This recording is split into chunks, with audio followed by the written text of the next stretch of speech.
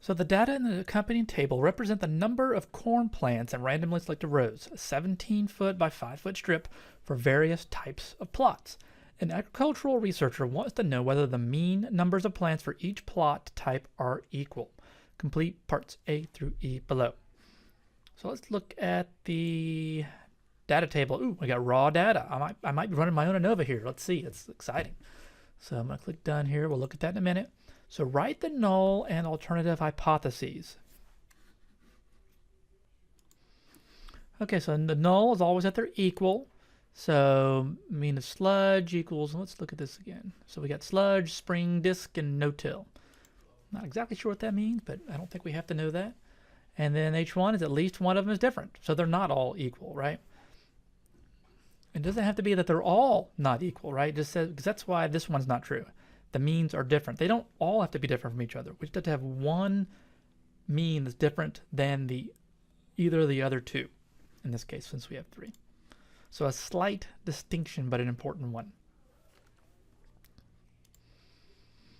Okay, state the requirements that must be satisfied to use the one-way Anova procedure. Okay, so they have to be, there's the independence notion. So these are independent. Okay, then the second one, they don't have to be each from the of K population. We don't have to, that one's not a requirement. Normally distributed, we have to have normal distributed. All these tests that we pretty much do in here, except for maybe the very last one we do, there has to be some sort of normal distribution. Now our tests are robust tests, so many of them, this one can be slightly violated, but we have to be careful about that. The populations must have the same mean. No, that's what we're testing for, right? So that wouldn't make any sense. But same variance. And again, what that means, they got to be close to the same variance.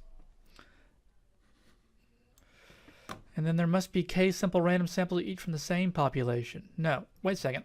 This one up here, this is the one that's true. I misread that one. So for some reason I read same populations in here.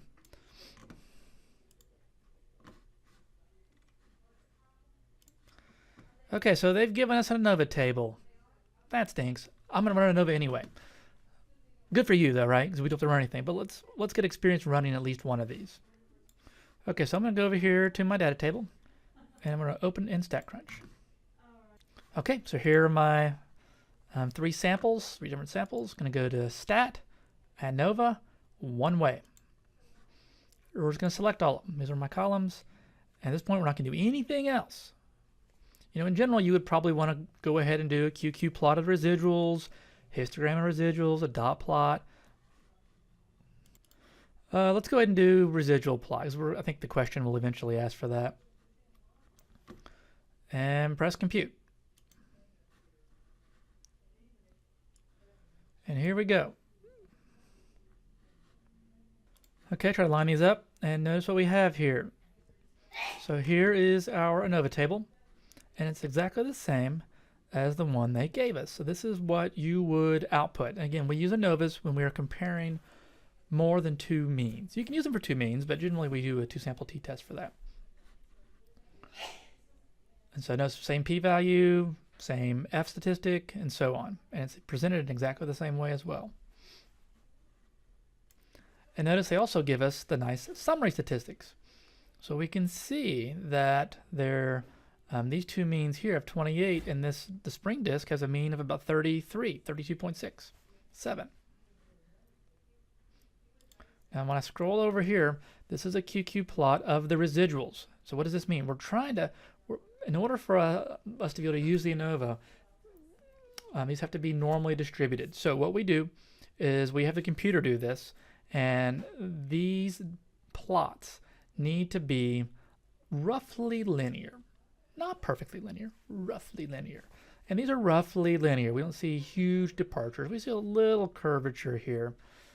You know, if it zoomed down from 4 and came back up and was doing some crazy patterns, major departures, then we would have to use what's called a non-parametric test, maybe the Kruskal-Walsh or something like that. But we don't have to do that now. So, and again, I did that within the edit here. I just went ahead and selected the QQ plot of residuals, which is the same thing as the probability plot. it may or may not ask this. They sometimes do on this.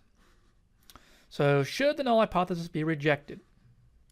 And so we're looking at 0.027, and where is our alpha? Right here, 0.05 level of significance. So yes, we are going to reject it. There is plenty of evidence. Sufficient evidence is the word they used here.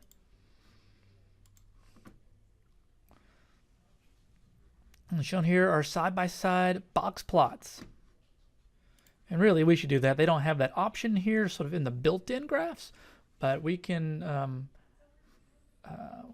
let's X out of that and go ahead and do quick box plots of these three. It's a good habit to practice that. So box plot, select all of them, and let's go the same direction they do horizontally.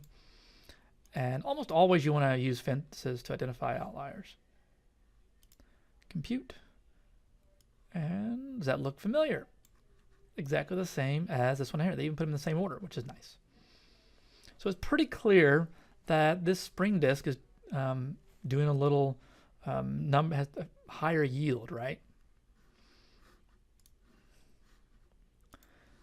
And what are our choices here? Yes, because box plots show that at least one of the means is significantly different. Yeah, and this mean over here appears to be different than these. These other two are roughly the same, but this one is definitely out of the, its mean is even more than it's the Q3 here, right? It's the mean of the spring disk is almost the maximum.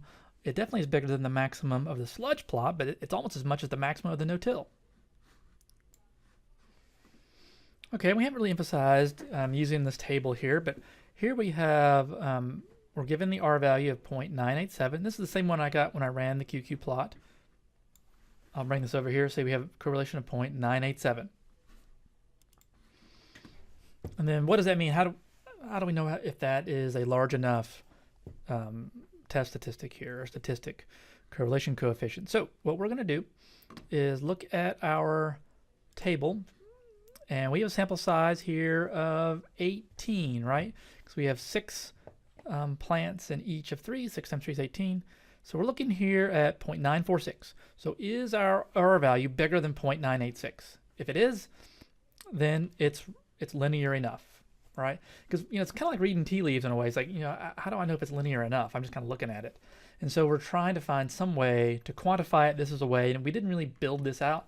Just kind of know if our R value is bigger than the critical value, similar to how if our test statistic is bigger than that critical value, then we reject it. So in this case, it is bigger, so we're good. It is roughly linear enough because R is greater than the critical value. So I hope that helps. We did a little above and beyond there. I actually computed the Anova with you, which you would not have had to do in this problem, but I wanted you to see that all the way through.